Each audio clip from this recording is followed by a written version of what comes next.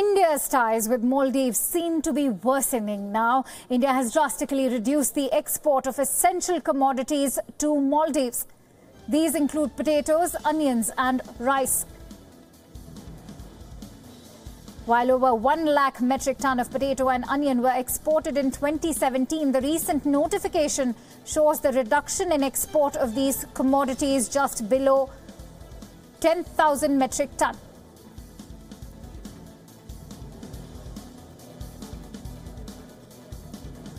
In the last few months, several issues have underscored the strain in bilateral relations. This includes the Maldives' insistence that India take back 2 Coast Guard helicopters sent there for maritime surveillance.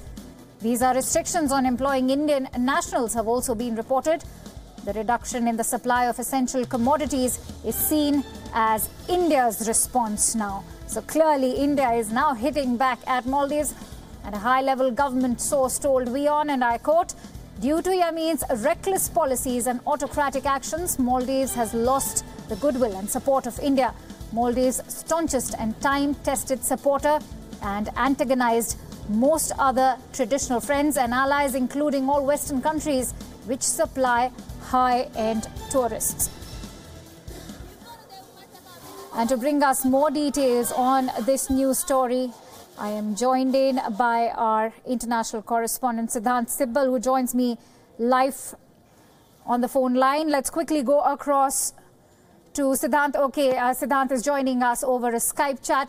Siddhant, you know, the reduction in the supply of essential commodities, as we all know, is now India's way of hitting back at Maldives. But how come this relationship has been so strained now?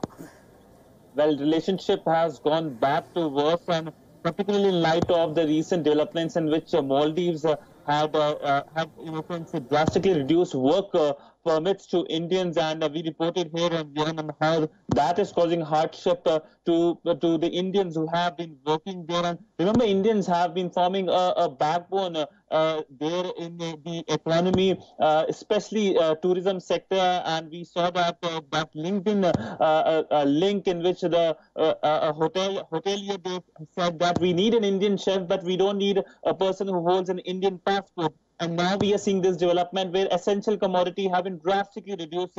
Under an agreement, a 1981 agreement, India gives a lot of essential commodities to Maldives, and there have been close relationships since a very long time. It's only last 1 year relationship has drastically gone to a situation that is considerably bad, especially after non-implementation of the 1st of February order by President Yamin. And under this order, India will now send essential items, of course, but they will be drastically reduced, especially wheat. So that has been drastically reduced from approximately 59,000 metric ton to just 900 metric ton. That is a huge amount. And we can see much more developments in near future, because we know that Maldives is going towards election. And recently, in an exclusive chat with WION, the former president, Mr. Nasheed, said that he would like India's assistance, India's interference in the country, so that there is a free and fair election. He invited India, so India makes sure it shows that there is a free and fair election. But we know that Nasheed cannot go to his country, even though the Supreme Court the Supreme Court of Maldives had quashed cases against him, calling it unconstitutional. Right. Siddhant, you know, India-Maldives relations have been strained for a while. We all know that Maldives insisted that India take back 2 Coast Guard helicopters. Also, visa restrictions on employing Indians were imposed. And, you know, interestingly, the government source that you've spoken to has also told WION that, you know, President Yamin's policies are also affecting the relationship. Why don't you analyze how President Yamin's policies can actually affect India's relationship with Maldives? Remember, Mr. Yamin, relationship have gone back to birth. It's primarily because a new element in the Indian Ocean region, that's China. Under Chinese influence, there has been a certain not only change but a measure which is anti-India. The president of Maldives, Mr. Yamin, has been saying it's India first always, but if we look at his action, it's not India first when it comes to various policies, including the fact that he has said that 2 helicopters which India provided can be taken back by India. And we also know that China's influence is drastic there, especially the policies towards the local economy. It's trying to buy islands there, and of course, slowly India's influence is reducing there in the country. And it's not only just Maldives, it's across the region, in Indian Ocean region. China is trying to increase its influence, especially in small countries.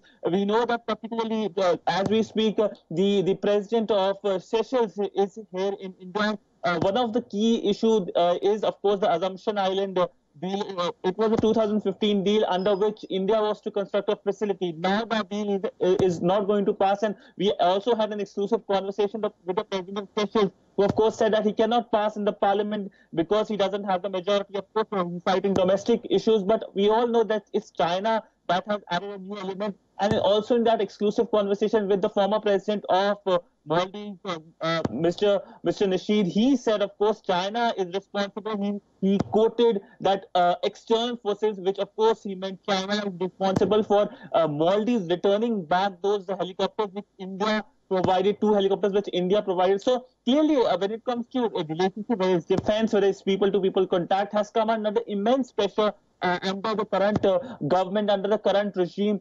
led by Mr. Yamin. And we saw also the sentencing of the former president, who is of course half brother of Mr. Yamin, WION, and of course the Supreme Court justices who came out with that famous order of 1st of February calling that opposition leaders should be allowed to contest election. They should be freed, and of course quashed unconstitutional cases. Siddhant, it's very important to talk about how, the Maldives is strategically placed in the Indian Ocean, and it's important to mention that China has successfully compounded its economic interest. And how do you see that now becoming a threat to New Delhi and India? Because, we all know that, China's economic power over Maldives is increasing much more compared to an India which was an aid giver to Maldives in yesteryears.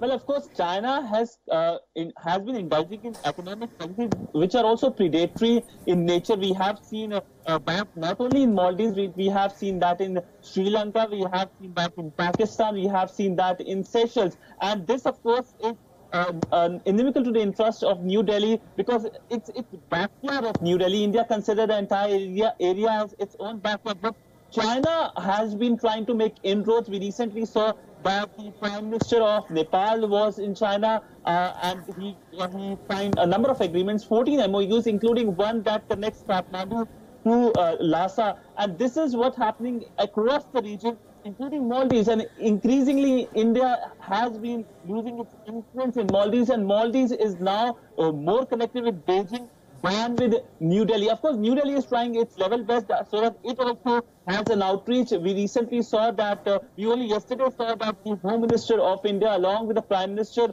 of Mongolia, taking part in that ceremony in Mongolia, in which they laid the foundation of the first oil refinery that will reduce Mongolia's dependency on China. But of course, India is not that proactive as China has been proactive in the Indian Ocean region, especially in small islands such as Maldives, which are now firmly under the influence of Beijing. Right. Thank you, Siddhant, for bringing us all those details and putting this news story into perspective for all our viewers here on WION.